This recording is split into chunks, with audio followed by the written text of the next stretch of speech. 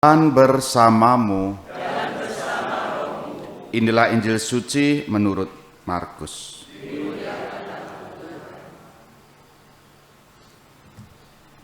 Sekali peristiwa, setelah Yesus menyeberang dengan perahu, datanglah orang banyak berbondong-bondong lalu mengerumuni dia.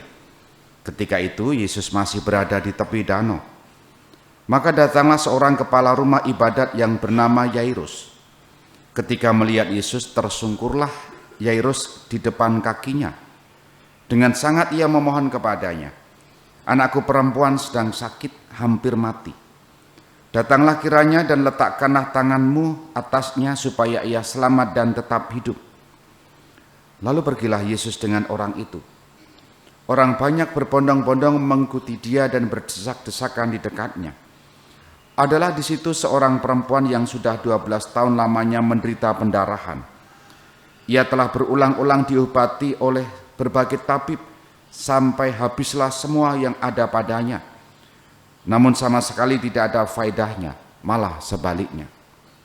Keadaannya makin memburuk. Dia sudah mendengar berita tentang Yesus. Maka di tengah-tengah orang banyak itu ia mendekati Yesus dari belakang dan menjamah jubahnya.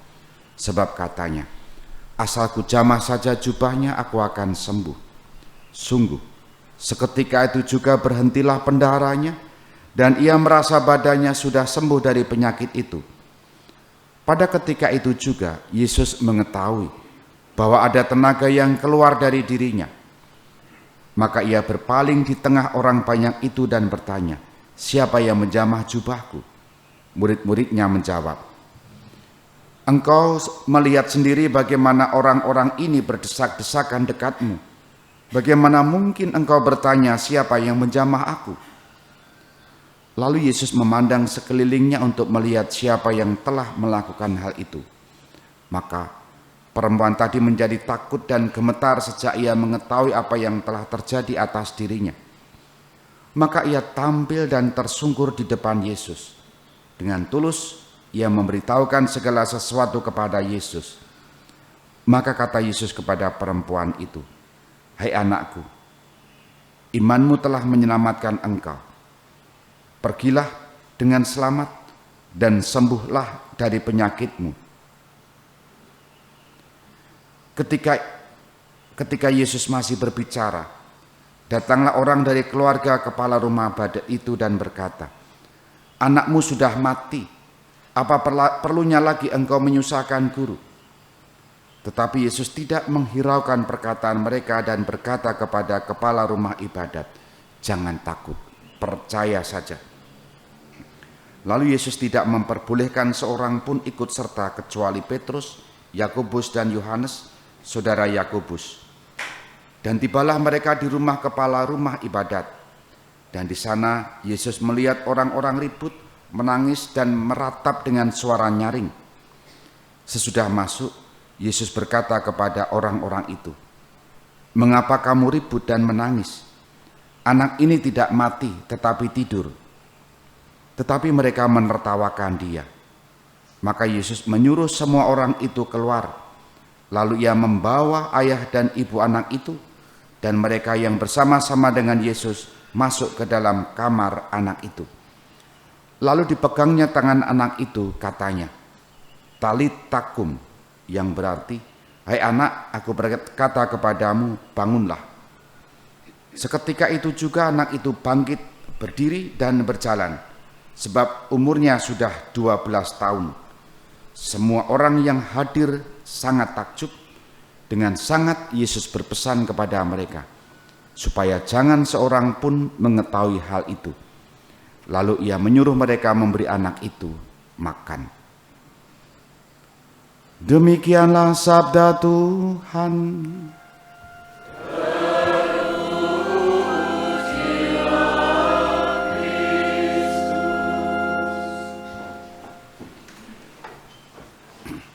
Saudari-saudara yang terkasih, selamat pagi berkah dalam.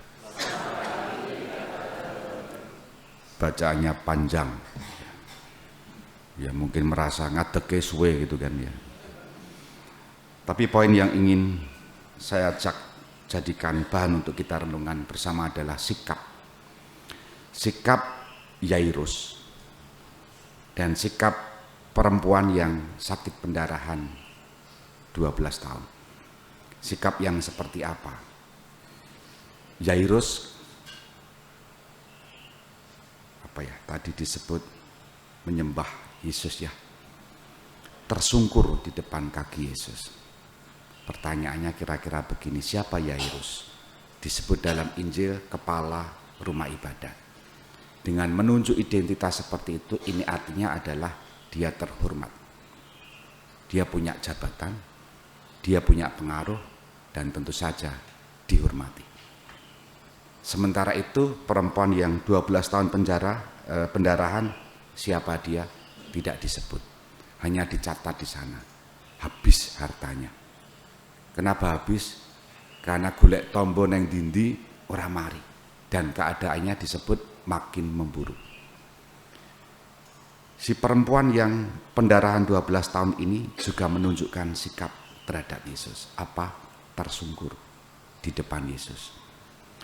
Pembedanya adalah yang satu Yairus mohon kepada Yesus sebelum Yesus datang pergi menyembuhkan anaknya. Gambaran seorang yang merendahkan diri meskipun memiliki jabatan, meskipun punya kuasa, tetapi kekuasaan dia, kehebatan dia yang dia miliki direndahkan di hadapan Yesus.